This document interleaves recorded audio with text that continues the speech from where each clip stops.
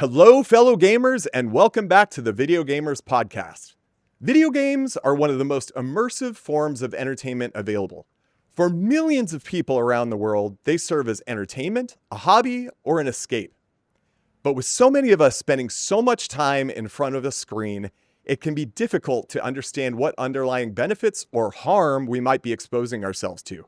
Today, we are diving into the intersection between mental health and gaming with a truly epic guest. But first, some introductions are in order. I am your host, John, and joining me today is a guest that is literally changing the game when it comes to mental health. A licensed psychologist, researcher, and founder of Geek Therapeutics, it's Dr. Anthony Bean. Dr. Bean, welcome to the show. How are you? I'm doing pretty good. Excited to be here. Yeah, excited to have you. People who know me will know that this particular topic is something that's very personal to me. So I'm really excited that you took the time out of your day to dive into this. But before we get going in some of the discussions here, can you tell me a little bit about yourself and about Geek Therapeutics? Absolutely. So I am a licensed psychologist. I'm actually licensed in about 35 different states, like a true license, not like there's something in our field called Psych Pact. I'm not part of that. I actually have like the actual real license across about 35 different states. Does that mean you have to apply for 35 different licenses? 35 different. I'm 15 away from getting my entire Pokédex done. Just so we're on the same clear. I'm 15 away. Got it.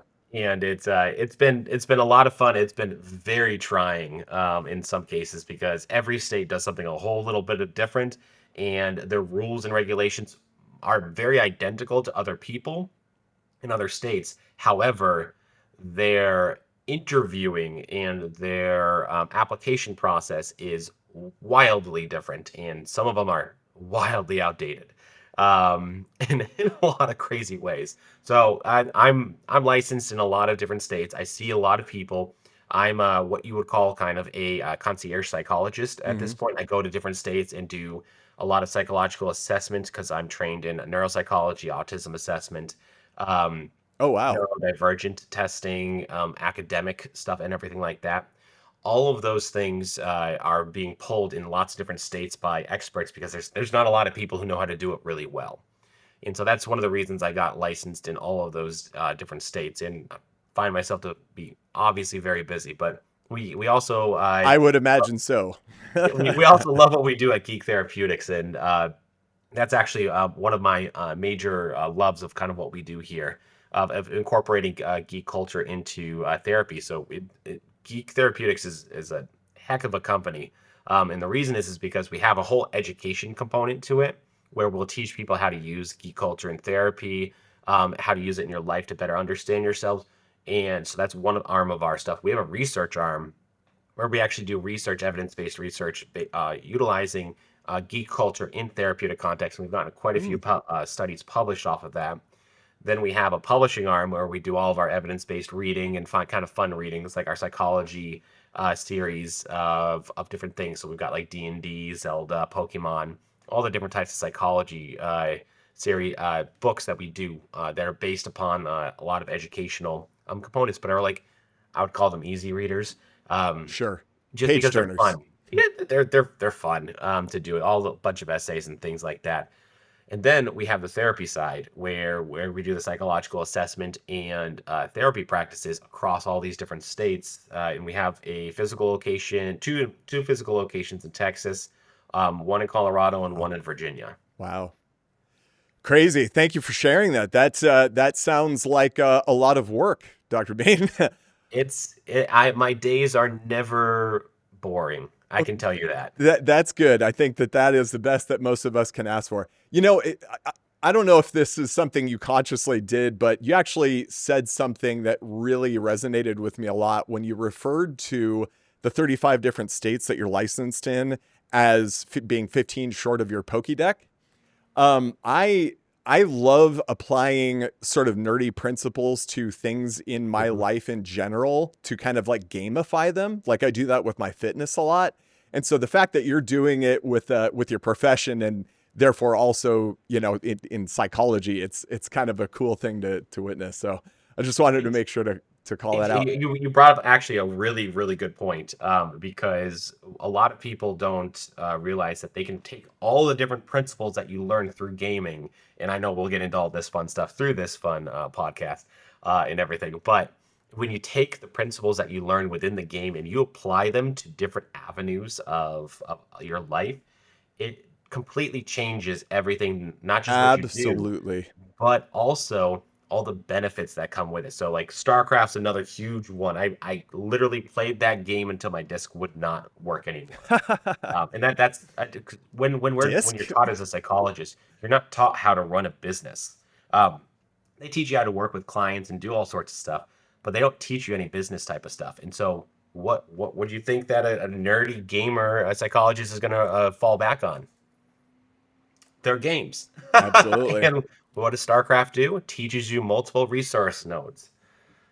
Yeah, and a lot of other currency management too, which is probably something that the education system could do a little better at teaching people Every day. Yeah, that's crazy. So we're a gaming podcast, and so we like to talk about, people's passion for gaming first, and then we'll be able to dig in deeper to the actual like clinical practices and stuff here. But so you're a gamer, I'm assuming. Absolutely. What was your first game that you fell in love with? Oh, it's got to be Zelda.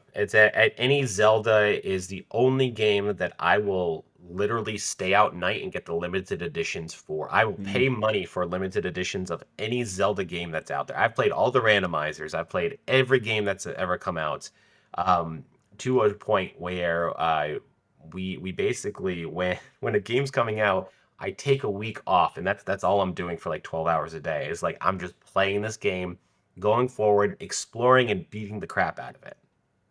So I have to ask then, maybe a hot take. Tears of the Kingdom or Breath of the Wild? Which is the superior game? Ooh, so I liked them both. Breath of the Wild was unique, and I think that's where the gameplay kind of came into play very, very importantly. But I really like Tears of the Kingdom because of the different striations of levels that you had to play within. And the mechanics in it were, while very similar to Breath of the Wild, I feel like they added in some additional things. And you really can't beat bombing the living crap out of someone while flying around. Yeah, I have to say, like, just strictly speaking from being able to exercise your imagination, Tears of the Kingdom is a masterpiece. I mean, you can play that game however you like, basically. I would agree, Breath of the Wild was kind of a more novel game, but everything they did well in Breath of the Wild, I think they only improved on in Tears of the Kingdom. I think that a lot of people have a much stronger sentimental sort of attachment to Breath of the Wild because of its novelty, but I would have to agree, Tears of the Kingdom, for me anyways, is the better of two very awesome games. I spent so much time underneath, and we call it the darkness, and literally just finding everything, then lighting it all up, and then literally just lasering and just flying around being like, oh, you killed me, you stupid little frog. I'm going to get you this time. So to take us kind of to the purpose and the inspiration behind this conversation in this episode, I am a person who has struggled with, mental health issues, specifically anxiousness, for the bulk of my life. It ended up manifesting itself at a very young age. I've had it, since, gosh, I don't know, as long as I can remember, but 6, 7, 8 years old, before childhood anxiety was like kind of recognized as being a thing. And I just remember going into doctors a lot and being sort of misdiagnosed with a lot of odds and ends as a doctor's best stab at what might be causing me to feel the way I was at the time. But anxiousness, depression, things like this seem to be, at least, if not more common, at least more commonly identified these days. And in the gaming community, it seems to be, at least from my perspective, particularly prevalent. And I wanted to open up this segment of the conversation by sharing a couple of quotes from people from our Discord community. So Discord member Helivit says, "The root of my depression was from my younger years of being bullied. I was always the fat kid before getting older and losing all the weight. In high school, I was in an abusive relationship, which brought my self-esteem to an all-time low. And it wasn't until my early 20s when I decided to be the best version of myself, and video games was definitely part of my recovery. Another one of our very noteworthy Discord members says, named Detmarp, says, COVID was rough in the ER. He's a member of the ER staff. People dying daily, nurses quitting. I could deal with all that, but what I couldn't deal with was the politicizing and fighting about it. It put my already depressive tendencies into full swing. All I did was work, sleep, and play Nintendo Switch in bed. If not for my children and the lack of guns in my house, I might not be here. And then a bit of my own personal story. Again, this is something that I've struggled with my whole life, but in a particularly bad episode in my late 20s, I developed like really bad panic attacks and even agoraphobia where I could like barely even get out of bed. And the only thing that got me through that period of time, I happened to be living with my best friend, Josh, and he would like literally get in bed with me and play Mario Brothers on the Wii with me for like hours on end just to stop me from shaking. And I honestly don't know what I would have done without my friend at that time. And the video games were just such a engaging distraction from that anxiousness that it provided a, you know, if not a tool, at least a distraction for me to focus on something other than my own feelings. But we also hear in the news a lot about the potential negative effects, like could video games be contributing to or causing anxiety? Could they be causing overstimulation? Do they create an inappropriate crutch for parents to rely on so that they're not addressing underlying problems with their kids? So, you know, you are an expert in this field, and I would love to hear from you. What does modern psychology say about mental health effects and gaming? So this is a very wide-reaching question. As we'll go through it like little piece by piece here. And in one of our stuff that we're seeing in gaming is it has a lot of pro-social and positive effects upon the individual playing that are only heightened when the parents play with them. And so what we're seeing in the research is like, yes, these games are really good if used as a tool for helping depression, anxiety, cognitive development. My son learned how to read off a Pokemon, to give you an idea. Interesting. Now That's awesome. he's devouring manga right now. Like I can't buy them fast enough for him. He's going through like an entire manga a day, and I'm like, I don't know what I'm gonna do with you, kiddo. But the research around it is very positive around what it can do to help problem solve, logical task manipulation, keeping someone on staff with by staff I mean like your own mind, staff of compartmentalizing different difficulties that you would have. Emotional regulation's a really big one right now, and we have a lot of what we'd call mixed research. For me, I would say that. Sorry, can you describe what was the word you used? Emotional regulation. Emotional regulation. Thank you. Yeah. So emotional regulation is whether you can kind of calm yourself down when you get overexcited, anxious, depressed, angry, something along those lines. Like, how can you satisfy what your body is needing right now with being able to bring yourself down to a more calm, less emotional state? As our emotions go higher, our logical sense goes down, and vice versa. So when we have someone who's dysregulated, in this capacity from an emotional standpoint, whether it's like brother, sister, didn't do well in school, didn't do well in a game or something like that.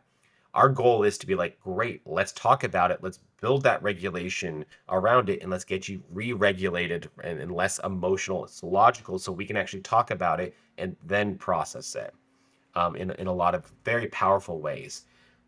And so when we're seeing things for kids in emotional regulation, what we're seeing is there's a time for kiddos, adolescents, where too much gaming can have what we call like an overdraft effect on them, where they have a hard time reacclimating back to their normal functionality. However, for every kid, it's different. That's the whole thing. My daughter, I'll give you examples with my two kids. My daughter can play Mario Kart for like 2, 3 hours, half the time of her life, and she's like, "Yeah, I'm good, I'm done." Not a problem. My son, when he does it for, we're about an hour and 15. When he does it for a little bit more of an hour and 15, we start to have like that hangover dysregulation effect happen.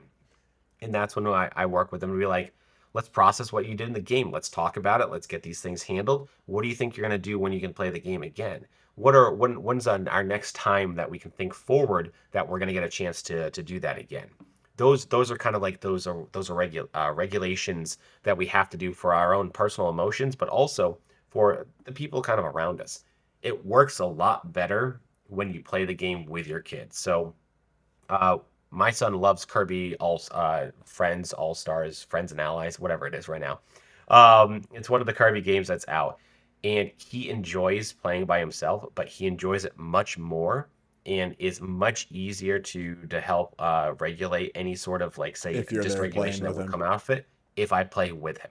Do you mind if I ask And how old your son and daughter are? yeah, so my daughter's 5 and Okay. my son is 8. 8. Okay. So I think I don't. Maybe this is a gross overgeneralization, but it seems like people of that age are generally quite eager to get their parents' attention, anyways. And Mhm. if you can couple that with an activity like video gaming, that seems like a double win. Something that Jamie Madigan talks about in some of his material, and he talked about on our show as an advantage to gaming, specifically in social settings, is it provides sort of the social scaffolding required to make connections, which is kind of why online gaming, there's a lot of positive to it. You can create friendships by way of gaming that you might not have been able to otherwise because you already have something in common. And I can only imagine that sort of social scaffolding concept extends to the home as well. So, Oh, massively, massively. Absolutely. It works the same way with like board games and stuff. I run a Pokemon D&D group for my kids and their friends, and the amount of social capacity that they gain from that, from being able to talk about how do they solve the problems that I put in front of them, is undeniably powerful for them because then they take those things and you can see them start to work with it and be like, well, when we talked about it and we worked together and we traded ideas in the game, it worked out really well. But when we also do this outside the game, when we're having a problem, we can also solve our own problems. And it's like you're taking the same concepts that you're learning in one and you're overlaying them in your other life. That's what gaming does, with video games, board games, all of that stuff. That helps us really understand like a little bit more about ourselves, but how the world functions. And they're great learning opportunities. yeah, I would agree with that. So something that I'm very curious about, being in my role here with the Video Gamers podcast, I mean, I interact with gamers like all day, every day, basically. We've got a very active Discord of about 1,000 members, and many of the members of that community are quite active. You know, we have regular engaging conversations with people all the time. And then obviously outside of this, in my personal life, I'm a geek of all flavors. I'm really into Star Wars and Warhammer and any flavor of nerdity that is out there. And I don't know, maybe I'm off base in this presumption, but it seems like there is a pretty high coincidence of people who are into kind of nerd slash otaku fandom and anxiety, depression. Do you notice that as well? Is that do you find that there is a higher incidence of sort of, emotional distress in this community than in others broadly? So this is an interesting thing, and I'll relate it to like our DSM is our Bible for diagnosing. And so Can the you way that I would kind state of what DSM stands for? Diagnostic Statistic Manual. Thank you. And so when we go and look at that, it says what we call prevalence rates, which is how often do these things actually come up. So the highest prevalence rates are depression and anxiety. And they basically do an estimation, and I'm using air quotes here, estimation of how much the population actually has these diagnoses, and those things every time they come out with a new one range anywhere from 4 to 7% of the population for anxiety and depression. Broadly, not gamers, but broadly. Correct, broadly Okay. on that one. So what I would probably say is, do I see a lot of people, and a lot of my people are geeks, nerds, stuff like that. They come to me because I understand their culture, I understand what they're wanting, Sure. and we can do all that stuff. So when we look at that and we what we call kind of like only focusing on one aspect of it, they're using it usually as a way of coping with the world, with something that's happening with their own lifestyles. So is it prevalent? Yes. Is it only in that area? No, is what I would say. I would say it's also out other places, but other people use different coping mechanisms. Some people woodwork. I know a guy who just builds things and then donates them to charity, because he needs something to do with his hands when he gets anxious.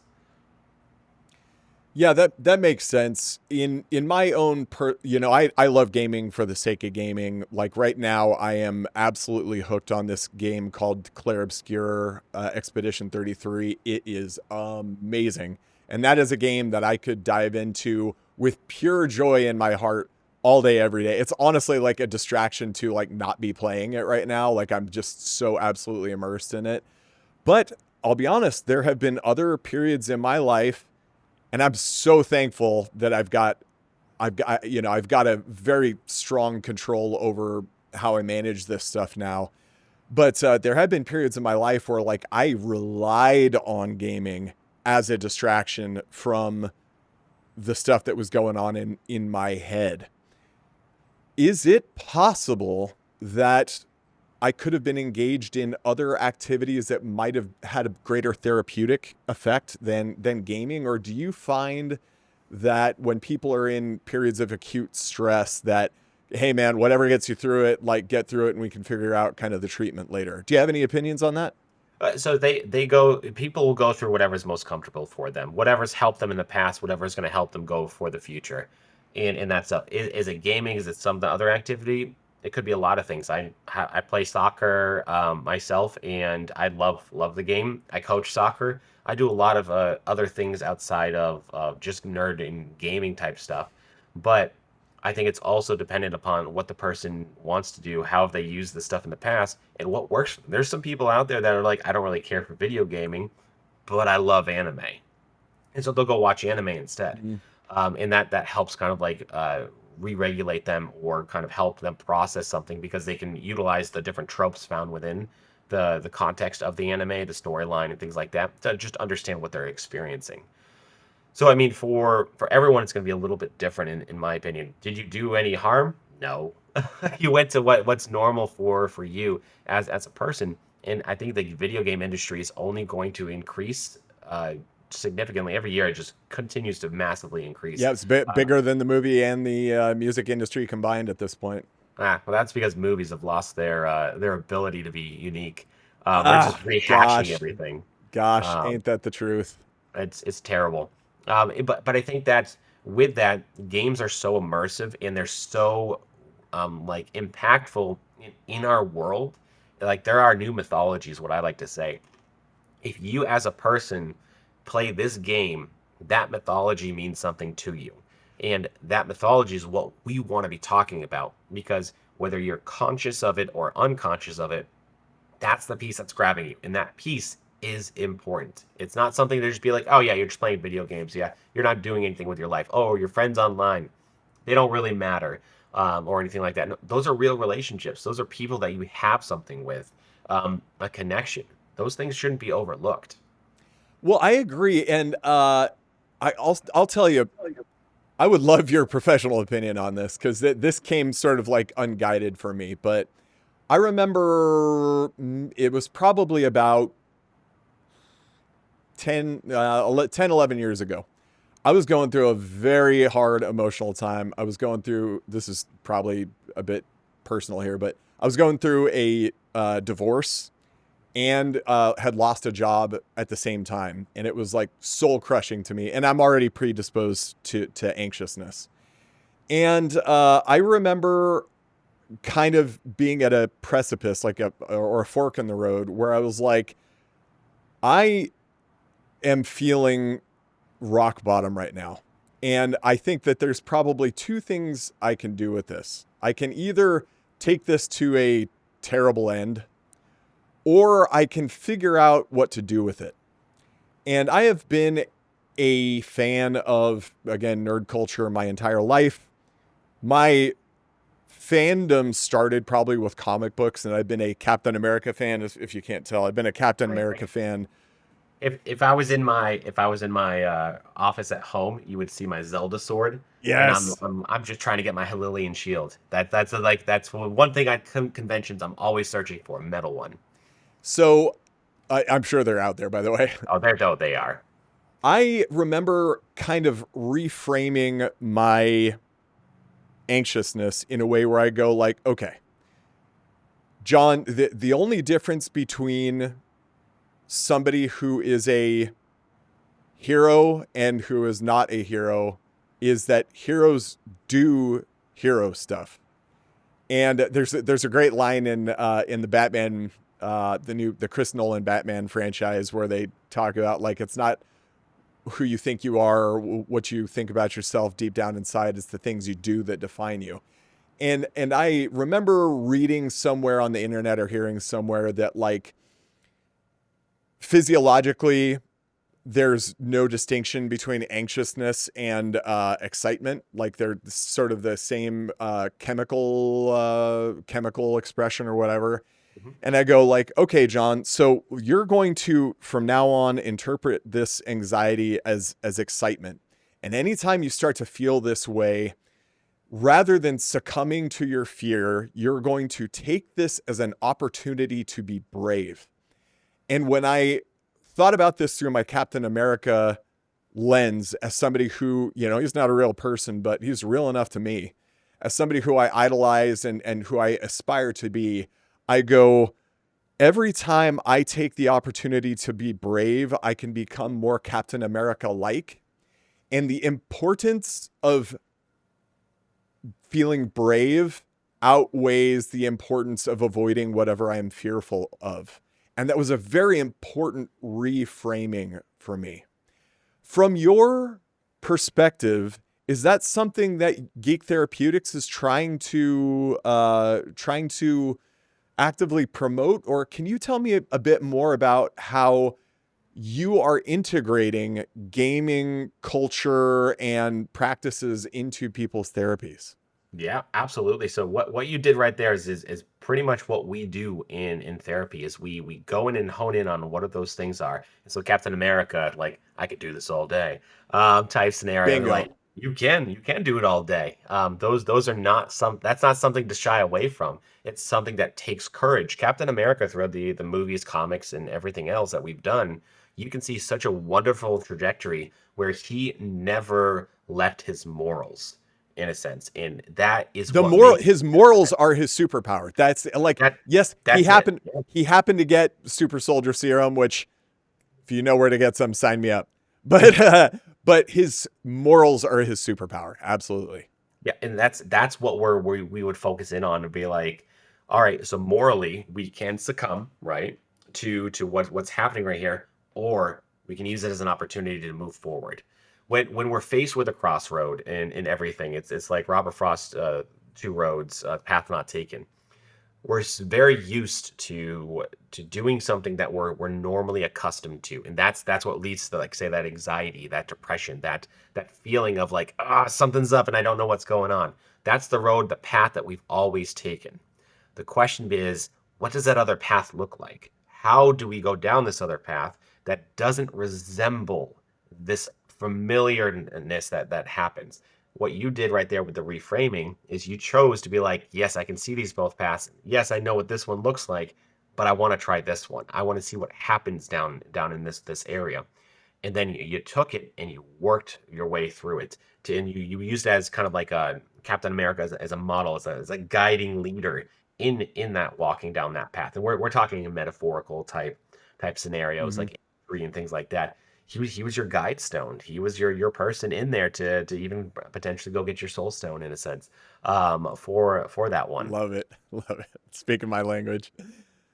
So what do you say? You know, I find myself very fortunate to have been able to navigate that more or less of myself. And I've had lots and lots of therapy and have been in, I've had other forms of treatment as well to kind of get me through some tough times. But I feel very fortunate that I was able to kind of like identify something that was able to work for me and has worked for me sustainably for a long time, and frankly created habits that have led to a great degree of both professional and personal success for myself.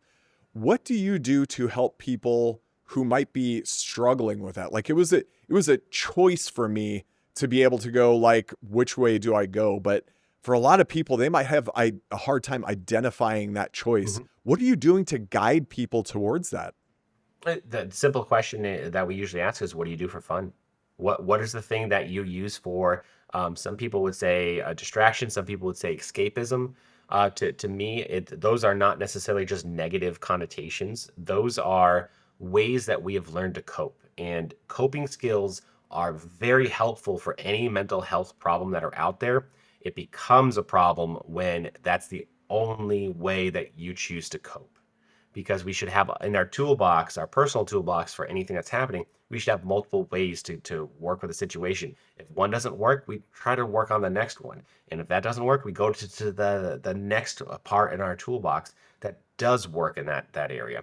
So for people, it's, what do you do for fun? How have you used that to understand yourself? How do you use that to better understand what your problem is? And then let's have that conversation around it. It's a lot of metaphorical narrative thinking in a lot of ways of, how is this scenario, this object, this thing that we're talking about help you address those concerns that you've had in those pasts, and how can it help right now? Let's bring this to awareness. So we're not just going home and just playing mindless video games. It's like, no, do it in a mindful capacity Mm. to understand why this matters to you and how we can utilize that. With adolescents, it's a little bit harder to do that. Adults, it's easier.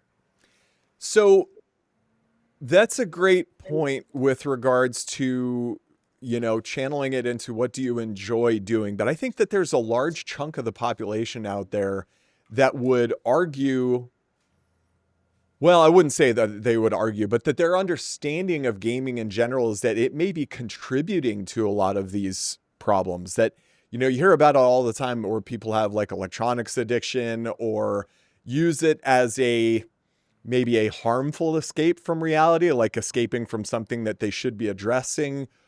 There's obviously lots of theories out there that they might be contributing to people's aggression. Whenever you hear about like school shootings or some crazy thing happening, it's always like, when I was growing up, it was these people listen to Marilyn Manson, and now it's these people play too much Grand Theft Auto. That stuff with overstimulation, sleep disruption. What is your, I guess I should say, what does the science say about this stuff? I'm presuming you have like studies available to you. I would love to hear what the data says about that kind Yeah, of so thing. actually, with all the school shootings and stuff along those lines, if you go and look at them, these are all public knowledge, just so anyone can go and research them. If you go and look at what was going on with them, what video games they played, because it's all in the reports, it's actually not shooters or anything like that that are negative or aggressive gaming. Most of them are kind of like escapism. Dance Revolution is usually a popular one in a weird way. Other ones that are not considered to be aggressive, but more like E for Everyone, E10 plus, things along those lines. Those are the games that are being played more. Those are the games that have been locked in, logged at for hours and everything along those lines. Sorry, I just want to make sure I'm connecting the dots here. So you're saying that there is some correlation between gaming and negative or disruptive behaviors, but it's not the shooters. It's more of these like rhythm games or you mentioned DDR, things like that. Some of the more not esports, but like some of the more like quick play engaging stuff. Is that So I wouldn't say that it's leading into it, because all of these people also have had a long history of mental health sure? issues. That's what I would probably say it into. Where I was going with it was that the games are not the ones that should be blamed, even though once a headline's ran, like it's really hard to pull that headline back. Sure. And that's really what gets people to read news is like, what's the headline today? What's happening in our world right now?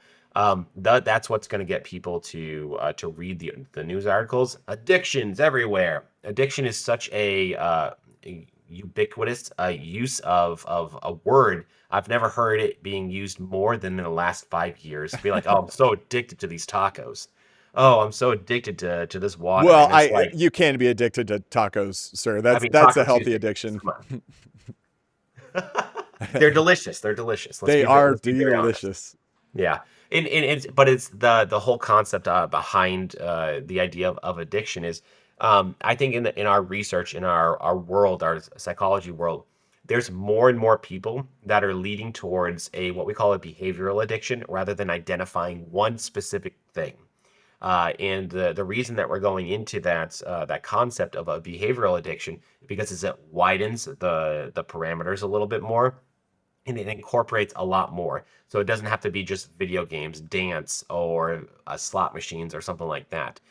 It can be running highs. It can be going for working out in some ways.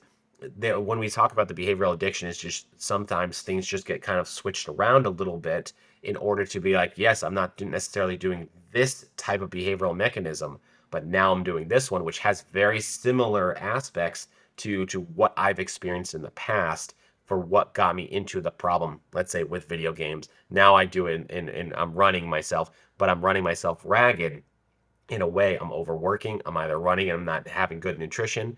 I'm not giving my body time to get back together, rehydrate itself, let the muscle tears take care of themselves in some capacity.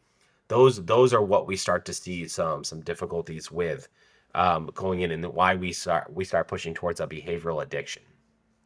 So is what you're saying that there is not causality between gaming and some of these behaviors, but there is some correlation between people who have maybe some unhealthy addiction behaviors and their gaming habits, and also some of these like negative behaviors that manifest themselves in reality? Is that more or less what you're saying? That's kind of more or less what I was saying. It doesn't have to be just gaming in a sense. It can be a lot of other things that can have negative impacts. I mean, Sure. we're Like working out or you any can number of things. absolutely overwork out in lots of ways and be massively negative to your health. I mean, isn't it like the world's the universe man or stuff like that? There's so many stories of them. They've pushed their bodies to such extremes that when they don't do it anymore, their bodies break down. Oh yeah, Ronnie Coleman is a great Mhm. example for anybody who's like into bodybuilding. He's like, one of the most preeminent bodybuilders of all time, can barely move now because he just overdid it. He just Yep. absolutely destroyed his body. Yeah, that is that's interesting. So I think that I would have to assume that if anybody was able to self-identify that they were in one of these sort of, behavior cycles, that they would, like, if they had the choice, be able to step out of it and go, okay, clearly this is leading down a bad path.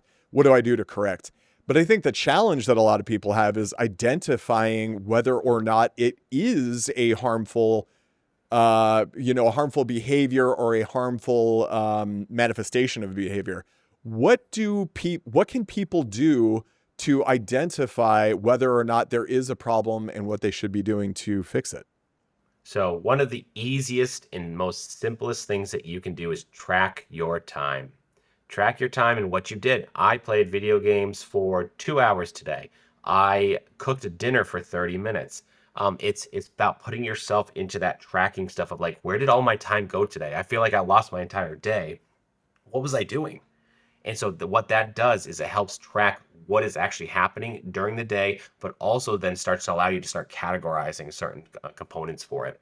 It's hard in the beginning because you're going to think of like, oh, this is stupid. Why am I doing this? I don't want to get this out and do that. And I would just tell you, like, jot it on your phone. Go into your notes. Just jot. Be like, played video games for 2 hours. Cooked for 30 minutes. Ate dinner with friends and family 2 hours. something like that. It just helps bring awareness to it, because that's really what we work most heavily with. Adolescents, adults, families, is where do we have to do to bring that awareness to it? Because when we're aware of it, we can then take an observational approach to the concept and then start making different decisions. Very interesting. Very interesting. Um, so I think you touched on this earlier, but you mentioned that being able to sort of identify and work with people when they're a bit older and they've got sort of the, social awareness and self-awareness to kind of like handle discussions like this and handle introspection, it becomes a lot easier, but it's a lot harder in children and adolescents. So in general, do you think that parents should be, how can parents manage their kids like screen time? How can a parent be aware of whether or not a kid's reliance on gaming is a positive or a negative thing? When you start seeing grades drop, you start seeing social aspects outside of it, sports drop, other things that are outside of the gaming start to be like put on a secondary importance. That's your sign. That's your sign that something's going on. If grades are dropping, why are grades dropping? Oh, my child decided to start playing 4 hours of video games when before he was playing 1 to 2 hours. Let's take a look at this. Let's bring this back down to 1 to 2 hours, and let's put a little bit more time into the educational component for it. Maybe there's an undiagnosed learning disability. Maybe there's something going on, harassment at school. Maybe there's something else going on. But it's also engaging your kids in a lot of different ways to really help out with it. But it's being aware and mindful of what they're doing. Playing with your kids. Let's say if you're worried about what games they're playing, play with them. Mm. Have them be the teacher. Have them teach you how to play that game, because and you can act whether you know how to. Like I play all the systems, so I know how to work everything really well. But most parents who come in here, like, gaming is a whole new thing for them. My parents, they don't know how to do anything in gaming or anything like that. When I go home for like holidays, I'm literally spending about an entire day just being their IT person and resetting everything, because they've done something to their settings and they have to wait a little bit to like get there to just reset the whole thing for them. But they don't understand what it is. Me with my kids, it's going to be a completely different upbringing for them, because I know what gaming is. I know it's very prevalent. I know how to work with it, and we can work together. And they want to play with me. So everything is right there perfectly for it. But parents are the biggest number thing that I've always seen is, do you know what games your kids are playing? And most of them are like, yeah, something online. Do you even know what system you have? Are you one of the parents that calls a Sony PlayStation a Nintendo? Like, how much knowledge do we have to like Hey, start? there's nothing wrong with that. Like I grew up in Southern California and all soda is Coke, all video games are Nintendo. So Yep. Yep, uh, that's what my mom did too. So it's something now. Now I have all the systems and everything like that. My kids play on them, and we do things. We play together. If they don't play in there unless I'm in there, because they want to hang out. They want to do stuff with us right now, and they're at the age, and of course I'm going to do that because I want to be there with my kids in a lot of ways.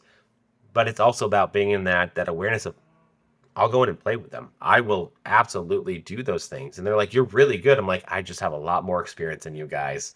I know I've been working on these controls since I was your age. It's not, when you get to my age, you'll be perfectly fine and able to do it too.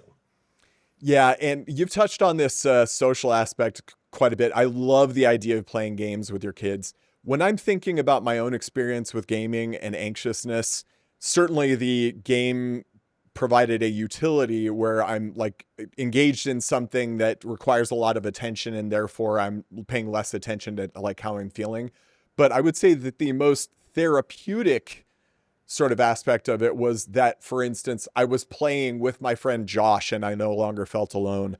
There was another period in my life where, again, I was going through really bad spat and some of my very best friends, CJ and Tara, we would play Magic the Gathering together, and just literally having that distraction, playing it socially, provided a lot of rewards. So I love what you're talking about as far as, parents, play these games with your kids. This is something that you'll both gain from.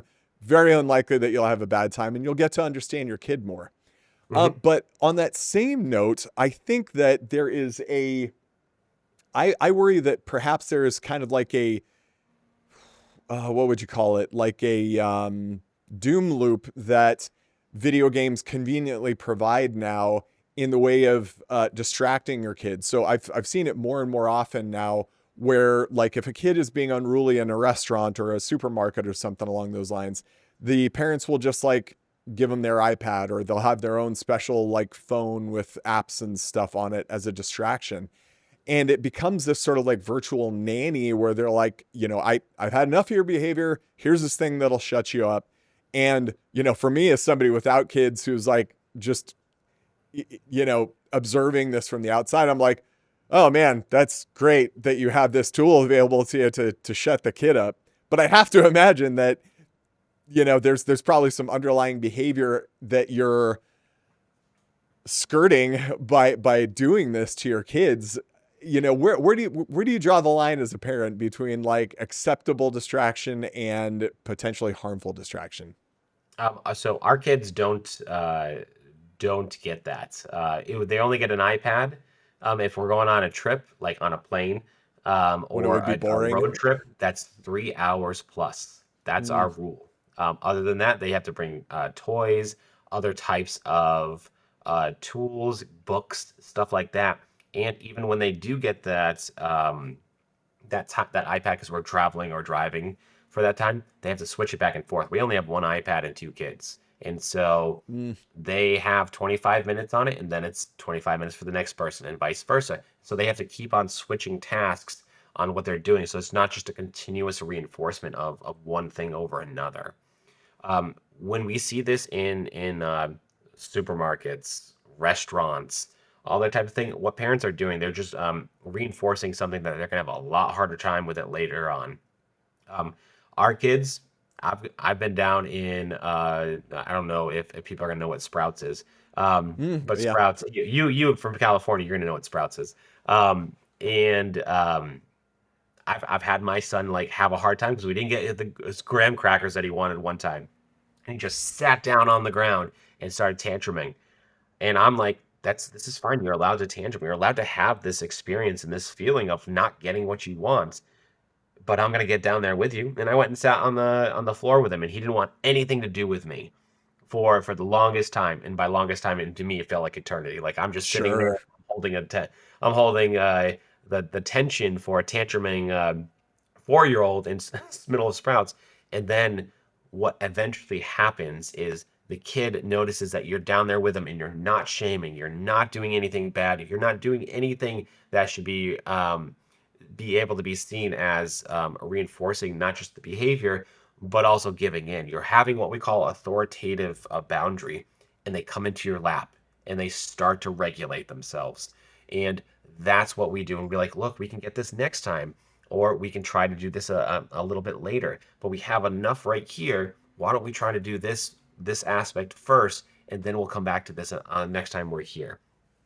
That's what starts getting your kids closer to you. That's what engages them in a much more calming way, but also teaches them that rules, boundaries are important, and that self-regulation comes second in those instances. But as they got older, that 4 to 5 minutes of tantruming has come down to about 20 seconds of like, I'm done with this. What's going on? And you're like, let's take a couple minutes. Let's have a seat. No, I'm going to go sit on the stairs. That's cool. I'll be right here on the couch. You let me know when you're ready to have a chat, and we'll work through this together.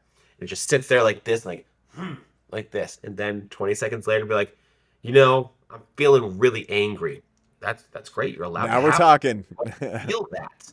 Let's talk about what's making you angry. It's not why, it's what, because it is an external source that is creating that type of feeling within us. And if we can recognize that this external source is something that I don't like, I can then talk about it because it's not me.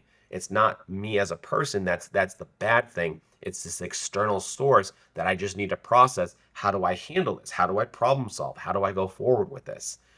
That's what we're doing with our kids. I love it. That's a great example. So would you say then that in general that parents should be more cautious about how they apply these electronics as a distraction for their kids? Like, would you? I would say yes. I think it's important because kind of the rule of thumb is for every think of it as like there's things called extinction bursts, which means the tantrums that you originally gave the iPad to for behavior management.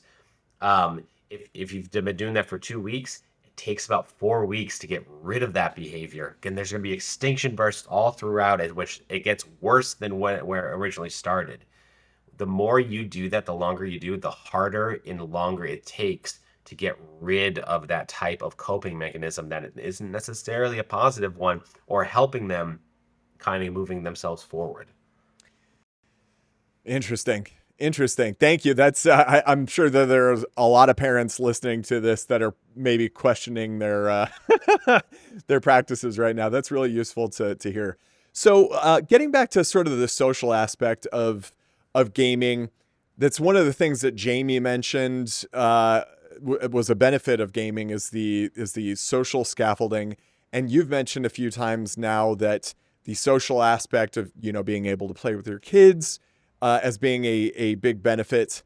I have another beautiful example that I wanted to share from my friend Matt in California. During COVID, his in-laws were, they're in their advanced age and certainly not like gamers at all, but they found themselves in a situation where they were now very isolated and fearful of just like being outside because of the risks that the world was presenting to them at the time. And during that period of time, they found gaming. The grandmother or his mother-in-law started playing. I want to say it was Breath of the Wild. Actually, started playing Breath of the Wild, and his father-in-law just ended up watching her play this as like long-form entertainment. And she ended up logging hundreds and hundreds and hundreds of hours into this game. And without this game, they may not have, I don't know, their COVID experience would have been very, very different than it was. And I just thought it was such a great example of like what gaming can do, even in a very small circle, literally two people, to help get people through a tough time. But there is a counter to that I think is extremely pervasive, especially in online gaming with communities that exist. And it's something that everybody who's ever played something competitive has experienced at some point, is toxicity and harassment in online gaming communities. Now, what is your opinion on the role of that in mental health? I can't imagine there is any positive aspect to that. There's not a lot of positive aspects to any of that. Toxic is as toxic does. Is kind of like what we kind of say in the area is that if someone's being toxic, you're welcome to cut them out of your gameplay. It's happened multiple times. You work in a guild, someone's toxic, being a DICK, cut them out. Within the virtual space, it's not great. It's not great for your mental health. It's not great to be harassed, always put down, put into those categories of feeling like you don't matter. There's nothing great about it. It's prevalent. Is it getting better? I think it's getting more covert. It was getting more covert. Now I think it's more overt, mainly because of our current administration Well, of the country. Things are no longer covert; they're more overt. So they're yeah, no but covert is when even it's that is a chicken hidden. and the egg thing, like what Yeah, caused yeah. what. But It, so it just people become emboldened. When the external sources are all kind of doing it, people become more emboldened, and that's why toxic is as toxic does. If one person's toxic to one person over here, then that person's gonna be toxic back. Then these other people be like, "Oh, you're being DICKs. I'm gonna be one too," and then everyone just becomes this whole toxic community, and you're just like, Why would you do this? So and Well, that's our big problem. so perhaps the more constructive way to think about this is then this exists. What can people do to screen themselves from it? You have to recognize when it's happening, and you can stand up. You can be a voice of reason against it. Be like, no, I don't like that. A lot of people, when I've worked with adolescents and stuff like that, they want to stand up for their peers. They don't like bullying. They don't like those types of harassments. But they're also fearful that if they stand up, that they're going to be the next target. And one of the biggest things that we always teach them is like it takes one, and then other people are going to come forward too. Um, but it's also very important of how do you address it? What is the language being talked about? If it's very derogatory, get someone else involved. If it's just like someone's bullying, pushing, and you're standing up for someone, stand up, be like, hey, this isn't okay. Usually it just takes one person, 1 to 2 people max, to stop an incident from happening. It just I takes 2 people. Man, I am so glad you said that. There is a principle that I live by. It's well known, but it's one that resonates with me quite strongly. Is that the only thing necessary for evil to exist is for good people to do nothing. Yep. And this kind of drills right back into my whole, Captain America worship. But every time you're fearful of something, if you know it's not right, you have to do something. You just have to take it upon yourself to do something. If you yourself can't do something, there certainly is somebody who can help. And so I'm glad you said that, and hopefully the listeners will take something from that. So I'm curious, what does an actual example of gaming based therapy look like? Like if somebody starts working with Geek Therapeutics, what would that actually look like for somebody? So it's usually multi-session, but we go over in a lot of ways of identifying what are your geek principles? What are the things that you like to do? And we start off with like, do you like anime, D&D, LARPing, video games? We go into like, what's your favorite one of each one? And we kind of build like a profile in that aspect. And then once we have that profile built, we start talking about those specific more nuanced interests. Like for me, it would be Zelda, in a sense, because that's my love. And when we do that, we then bring the game in, the anime, the short clips or something. Like anime is one of the easiest things to work with because you can find clips almost anywhere online of what you're specifically talking about. And on top of that, you can have anime episodes are usually about 20-25 minutes long. Mm-hmm. And so if there's a specific minute and a half that you specifically want to have a conversation about, you guys can watch that right there together. And then you can talk about, why is this impactful? What is going on in here? Is it the actual narrative ontology that's happening in there? Is it the relationship between these characters? Is it that they overcame their differences and they worked together? There's a lot of different things that can kind of go into, and that helps out with understanding who we are and why this spoke to us. Because we watch things. Let's man, Guardians of the Galaxy 2. It's a hard one, the ending of it, right? He may have been your father, but he wasn't your daddy. Mm. Like, if you have a relationship with your kids or your dad and stuff like that, man, that quote, that hits you so freaking hard. And the reason it hits you is because it means something very, very important. That relationship you have with your son, with your dad, is one that no one else has. Is the one that is so important and based with you that it can bring you to tears. And that speaks to the importance of it. That experience that a lot of us as fathers had, other kids are having with their fathers, or you have them in different video game based type scenarios. When it's The Last of Us, just Spoiler alert! Whoa, you can't do that, bro. What are you doing? Oh my gosh. It's announced on Sunday, guys. The next one comes out Whoa. really quick. If you play the games, you're gonna know. Yeah, but unfortunately, a lot more people played the first one than the second one. Oh well, my gosh! if you need to cut that out, you need to cut that out. But on that note right there, we people who didn't play the games themselves, they lost someone that they had a huge attachment to, and they don't understand why they're feeling this type of attachment loss. And that is very important to have a conversation around. And that's why we then would bring it into like a therapeutic realm of like, what did this person mean to you? Like, what was his actions? Let's go over his entire experience of him.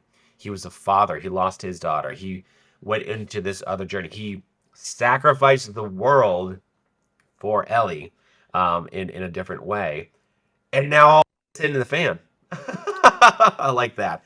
And you're like, what is happening? And then the event occurs. That's important to process. I love it. So, I mean, it sounds like at the core of Geek Therapeutics is taking these examples of human emotion and behavior and ways of processing things and applying them to people's real lives, which I absolutely love. I think it is a genius idea, and it seems like there's probably a growing population out there that can get some utility out of this. So man, I gotta say, thank you so much for starting something like this. It is amazing. It is amazing to know that an organization like yours exists, and it's awesome to hear that you guys are doing so well. But we practice what we preach. That's the biggest thing. Like, there's tons of people that are out there that will do certain things and they say, "Oh, this works," but they don't practice it. They don't do the actual work in there, or if they're not licensed to and they're doing things that they probably shouldn't be doing, causing more harm than helping. We are very firm, and like, we would not suggest doing something like this unless, one, you're trained on how to do it, and two, you know what you're doing in appropriate manners. But three, we do it every day. Yep. Most useful behaviors don't work in principle, they work in practice. Yeah, thank you for that. Great knowledge.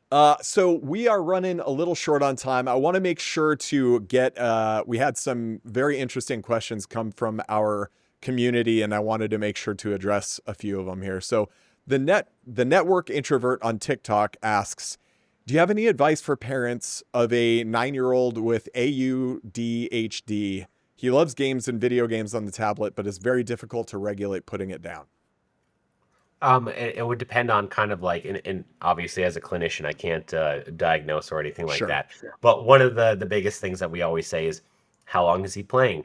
Can he work to get that thing? Is there a behavioral mechanism that if I do all my chores, I get all my homework done, I get to play for these things? Is there a token economy that's going in? Those things. A lot of people, parents that have neurodivergent children, when they hear token economy, they think ABA therapy, and they think ABA is really crappy. ABA has a purpose. That's it.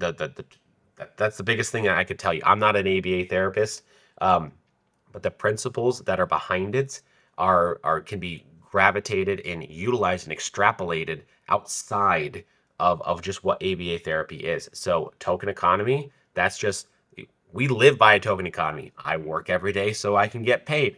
Welcome to a token economy. I go to the grocery store. I hand you money. You give me groceries. Yep. Token economy. We live in that type of world. And so if you can use those principles in a realistic setting for your child, such as you have 15 minutes and then we're going to do this, timers and everything like that, and find a stopping place.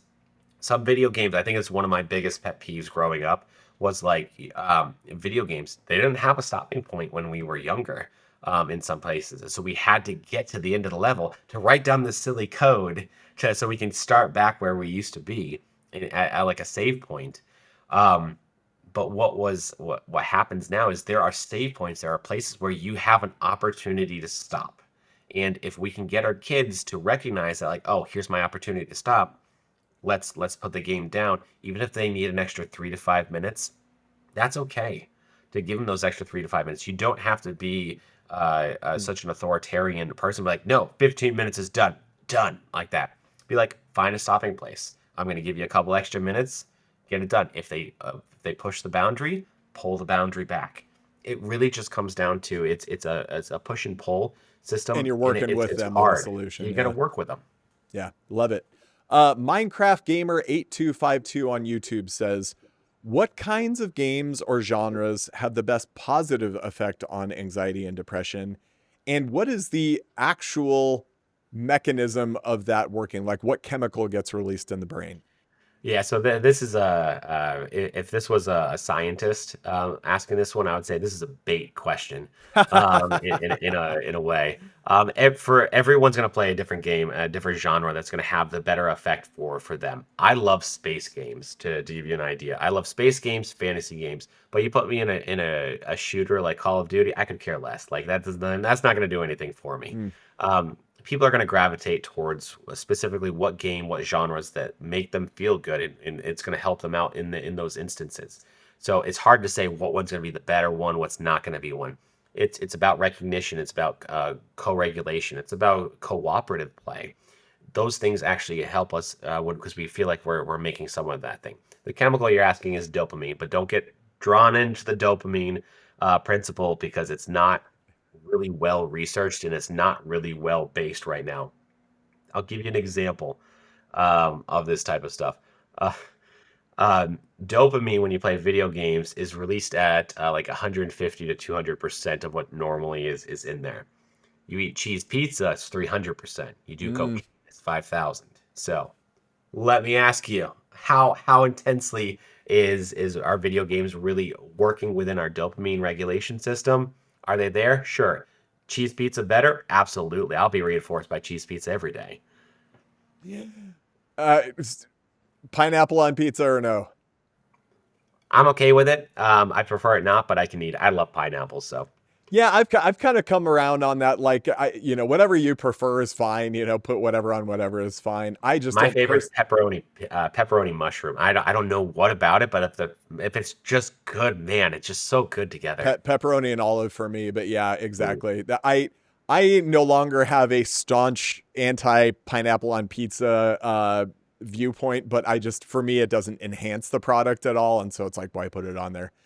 Last community question I wanted to ask here is a really good one from People Wonder on our Discord. Is what is something that the average person can realistically do to help better mental health within their current community? So this is going to be based upon the community that you're a part of.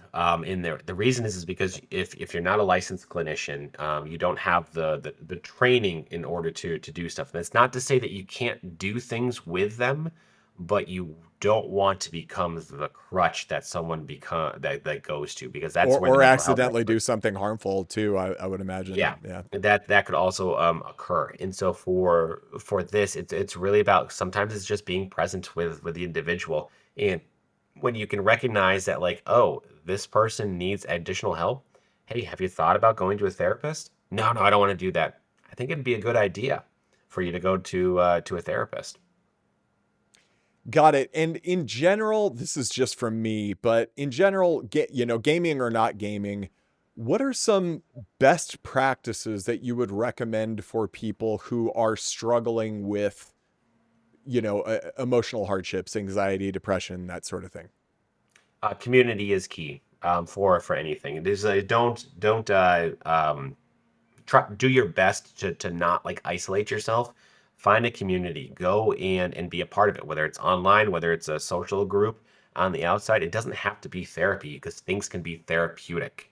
Playing games are therapeutic. Going and being in a community, going and playing that top golf, therapeutic. Playing soccer, therapeutic. Going and out to eat with your friends, therapeutic. Those things are very, very important, I think, for people to realize it just takes one step in that direction and it makes a world of a difference.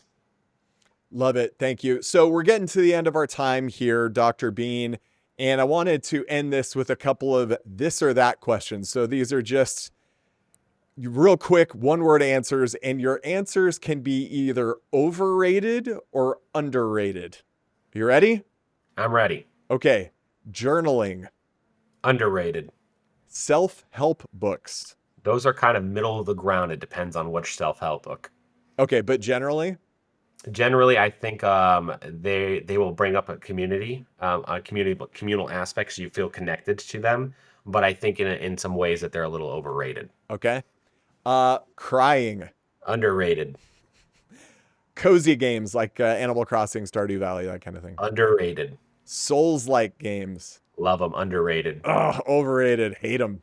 Oh man, I beat Elden Ring so many times. It was so good. So many, yeah. So like I beat Elden Ring, but it was a labor of love. Like it was basically I refused to be beaten by this game, but once I beat it, I was like, I'm never touching that again. My body reacts to those like a white blood cell or something, man. I have like a physical like resentment towards Souls-like games. But I'm glad you like them. I went and bleed the first time, and that was the worst decision I could have done. That was the hardest beat I had to do in that game. What about astrology? I think it's overrated.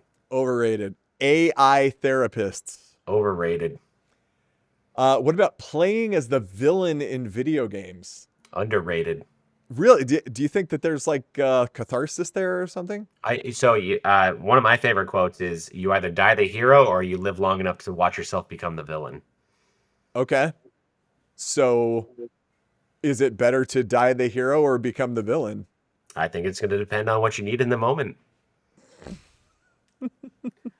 Okay. I think honestly, I think it's an underrated thing that the video game systems in companies that we have, they haven't incorporated like you're playing as the villain, and yes, you're going to die. You're going to not be able to beat this game because that hero is going to come back stronger and better each time. But I think would be a very interesting game to play as the villain without the knowledge that there's no way you're going to win this at the end of it. Fair. Okay. And lastly, therapy scenes in movies. Underrated. Is there a particular movie or show that you think really gets it right? Oh, Shrink does an okay job with it. Such an entertaining show.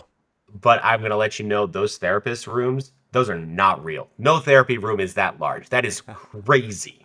All right, that therapist room in California, just so because I used to live in California as well. That therapist room would cost $8,000 a month for that. There's no way in history that those things are real. Like the movies for you. Fair enough. That's a little Hollywood magic for you.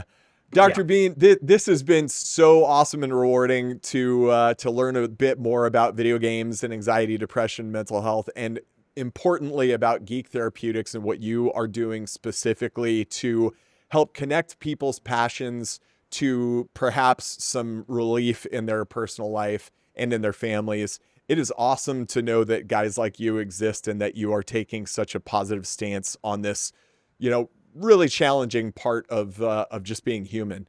Where can people get more information on you and on Geek Therapeutics? So they can just go straight to geektherapeutics.com and they will see all of our education, our therapists, and everything like that. We do telehealth, we do in person, so we are readily available. We do psych testing as well. If you're like, I want to be with someone who's going to understand me as I do psych testing, we're the right place to kind of come in and do that. You can also get my parenting book on there of utilizing all the geek culture in your parenting things. What's the name of that book? Checkpoints and autosaves. Love it. Love it. Yeah. Great title. You can't go wrong with that one. I mean, that was just good. And then before the episode, you were also mentioning that you are also present at a lot of the larger sort of nerd conventions. Do you have any coming up that you'd like to mention? Absolutely. We'll be at PAX East, New York City Comic Con, PAX West, and PAX Unplugged this year. Love it. Again, Dr. Bean, thank you so much for being a part of this show. I have a very, very strong feeling that this is going to resonate with a lot of people, and it's awesome that you took your time to do this.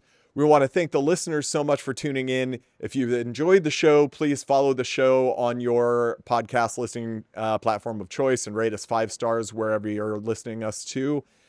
If you're interested in taking your support a step further, you can find information on our Patreon in the show description, which comes with lots of cool benefits for being a part of Patreon. Our Patreon membership. And also please join our Discord. It's an incredibly close and supportive community, which is something we've talked a lot about in this episode, of gamers and you'll get the opportunity to be a part of the discussion of the things that we're talking about in these episodes. That is it for us today, everybody. Thank you very much for your time. And until next time, happy gaming.